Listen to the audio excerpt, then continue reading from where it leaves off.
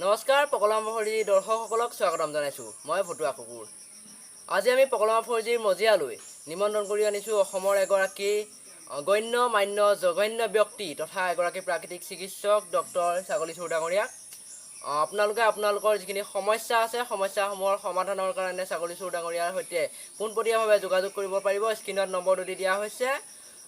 Doctor ছাগলী চুৰ ডাঙৰীয়া, আপোনাক স্বাগতম জনাইছোঁ। ধন্যবাদ।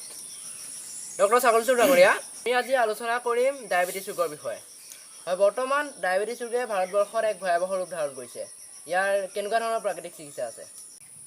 চাওক, ডায়েবেটিছ মানে হৈছে মধুমেহ। হয়, মধুমেহৰ সাধাৰণ অৰ্থ হৈছে ধৰক ডাই মানে হৈছে জগৰ, হয়, বুজি পাইছে, দুখ। হয়, হয়, তাৰপৰা আৰু বেটিছ মানে হৈছে ধৰক ব্ৰিটিছ ইংৰাজ। হয়, তাৰপিছত মানে ইংৰাজক জগৰ লগাই যেনেকৈ দেশৰ পৰা আঁতৰাব পৰা নাছিল হয়, এটা সময়ত, হয়, হয়, এই জালিয়ানাবাগৰ হত্যাকাণ্ড ইয়াৰ উদাহৰণ। হয়, সিহঁতক মৰমেৰে অৰ্থাৎ কৌশলেৰে খেদাইছিল আমাৰ মহাত্মা গান্ধীয়ে। হয়, তাৰপিছত ঠিক সেইদৰে ডায়েবেটিছ ৰোগ থকা মানুহক মৰম আদৰেৰে আমি খেদাব লাগিব।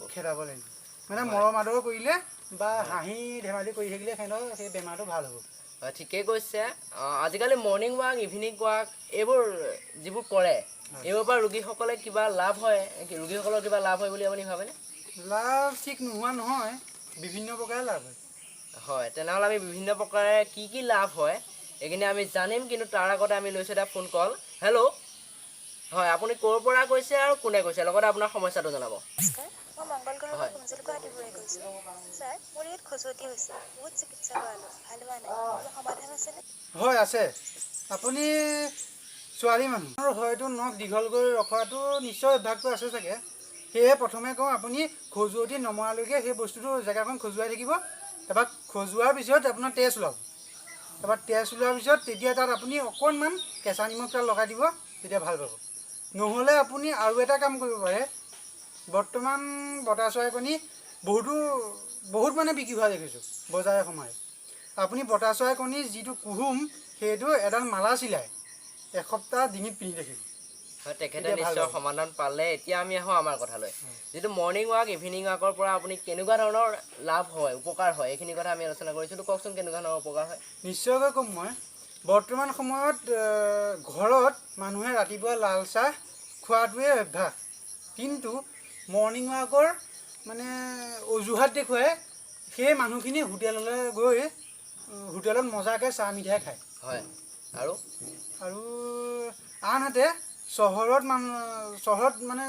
নগৰত আমাৰ টাউন এলেকাত যিবোৰ মানুহ আছে দেৰিকৈ খোৱা পৰা উঠে, সেয়ে যিবিলাক মানুহে দেৰিকৈ মানে খোৱা পাতি এৰে, তেনেকুৱাবিলাকৰ ক্ষেত্ৰত মই ক'বলৈ ওলাইছোঁ। ঘৰৰ যিবিলাক মানে পেলনীয়া সা সামগ্ৰী থাকে, সেই পলিথিন আদি পলিথিন মানে ৰ'ব মোক ক'বলৈ দিয়ক আপুনি। পলিথিন আদি মানে বেগত ভৰাই সেইবোৰ মানে ৰাস্তাৰ কাষত পেলাবলৈ লৈ আহে। এতিয়া আমাৰ ধৰক গুৱাহাটী আপুনি দেখি আছে, প্ৰায়ে দেখা যায়।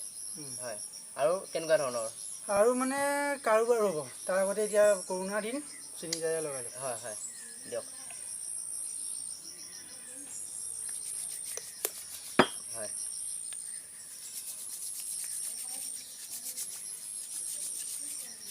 এতিয়া আমি আমাৰ কথালৈ আহিব পাৰোঁ।